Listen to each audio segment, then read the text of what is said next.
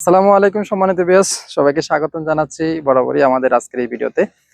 Viewers, আমার পিছনে যে সুন্দর নারকেলের সারি সারি যে গাছগুলো দেখতে পাচ্ছেন, এটাই আসলে অনেক সুন্দর একটা পরিবেশের আকর্ষণ মূলধারা। খুবই ভালো লাগতেছে। সবচেয়ে অবাক করার বিষয়, আহ যেখানে এই যে বেড়িবাঁধের নিচে এখন মানুষ বসবাস করার মতো একটা উপযোগী স্থান হয়েছে।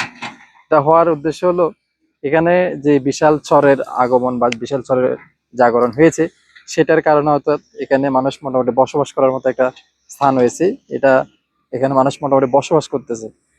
তো খুবই আনন্দের এবং খুবই মজার হলো বিষয়, আমাদের বেড়িবাঁধের যে কাজগুলো চলতেছে সেটা হলো সবচেয়ে আনন্দের। কেননা আমরা দীর্ঘদিনের অপেক্ষা ছিলাম, আমাদের একটা বেড়িবাঁধ হবে, ব্লক বেড়িবাঁধ যেটা।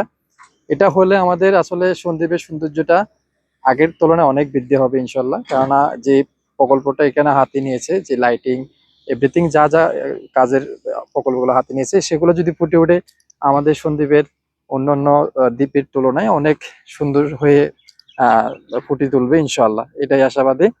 সবসময় সবার সামনে একটাই কথা বলি, আমাদের সন্দ্বীপের সৌন্দর্যটা কোনো অংশে কমতে নেই। খুবই ভালো লাগে সবসময় এই বিকেলের ওয়েদার এবং ঘোরাফেরার জন্য। খুবই চমৎকার একটা পরিবেশ আলহামদুলিল্লাহ। তো সবাই যদি আমাদের ভিডিওটি ভালো লেগে থাকে, লাইক কমেন্ট শেয়ার দিয়ে আমাদের পাশে থাকবেন। তো সবাই ভালো থাকেন। আসসালামু আলাইকুম রহমতুল্লাহ।